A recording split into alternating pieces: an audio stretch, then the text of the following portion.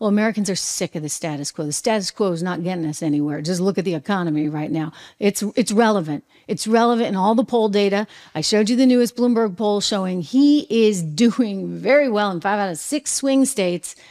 That little honeymoon thing that Biden got after his State of the Union, gone. He's way back down again.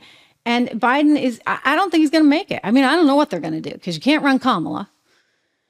I don't know what they're going to do. But inflation's bad and people feel it. Take a look at this little clip on Bloomberg. And a majority of swing state voters, Matt, see worsening economic conditions in the coming months. So that doesn't spell optimism for the Biden camp. Less than 1 in 5 respondents say they expect inflation and interest rates to be lower by the end of the year. And then more than 3/4 say that Biden is responsible for how they feel about the economy, which isn't a very good mood. And more than half said that he is very responsible. So they hold Biden accountable. You should hold Biden accountable for inflation. I mean, the Fed has something to do with it too. And lawmakers in Congress have something to do with it because they all spend like drunken sailors. But this president, he just doesn't understand the basic economics. It drives me nuts. I mean, not that the Fed does either. Story in the Wall Street Journal today says that Trump would like to have the Fed actually be a little bit more responsive to the president. Normally, it's always been this Chinese wall, but it's not really a Chinese wall because I actually think this Federal Reserve is very much in bed with the Treasury Secretary, which would be Janet Yellen. And Janet Yellen is obviously working for the administration. So it filters back to Jerome Powell. So they're supposed to be autonomous. They're supposed to be this Chinese wall. I don't think that's happening in the current Federal Reserve. So Trump would like to have some say over the Fed because he's a little sick of their dumb policies. I don't know if that's really going to happen, but ultimately I will just say this. Yeah, Americans blame Biden for inflation, and they should. New numbers out today, the PCE indicator, for goodness sakes. This is like the Fed's favorite measurement of inflation. That was up too, 2.8%.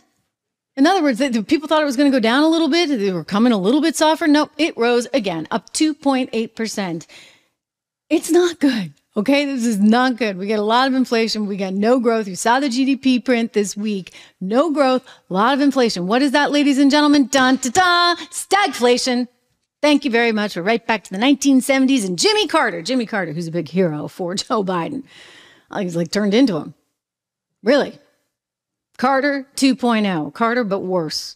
I heard Carter was kind of a nice guy. I don't hear that about Joe Biden. So you got that going on. And people are looking at the cost of everything, and it's way up. I mean, have you seen eggs? I love this one. Up nearly 50%.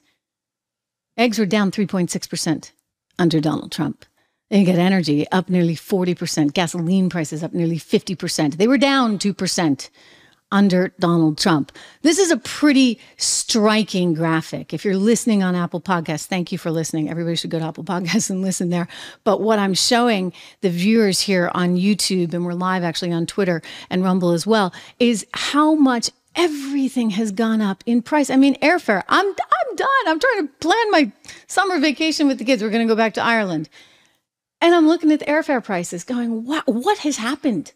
What has happened? Joe Biden has happened. Thank you very much. That's what's happened. Airfare lower by nearly 14%. Now it's up 32.7%.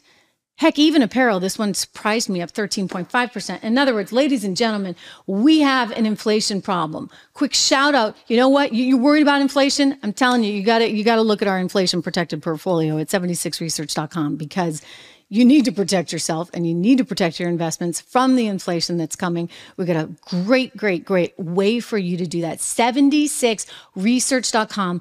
Go there, sign up.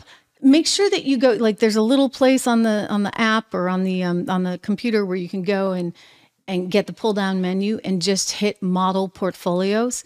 And one of the model portfolios that you're going to see is there's an income builder and there's an inflation protection portfolio. I encourage you to look at that inflation protection portfolio because listen, this is not going to go away. And even if Trump comes in, it's not as though he's going to be able to flip a switch and make all this inflation go away. I think that inflation is here to stay, especially when you look at the long-term trajectory of our economic profile. I mean, we're just spending and spending and spending money that we don't have. Really and truly, money we don't have. You look at what's going on right now, and there's a total lack of willingness to do anything about it. So you got entitlement programs, you got money going overseas, and everybody's got their hand out. I mean, heck, Joe Biden wants to actually cancel all this student debt. And even though he's been told by the Supreme Court he can't, he's still going back and trying to do it. How's that going to play out? Like, how do we actually survive these massive inflationary like moves? It's why you need to think about how you're investing. It's why you need to look at that model portfolio, the inflation protected portfolio that's going to help you weather the storm, literally weather the storm. I'm so excited about this. Go check it out. 76research.com. Click on model portfolios. Sign up for the inflation protected portfolio, because these guys aren't going to help you. I'm telling you.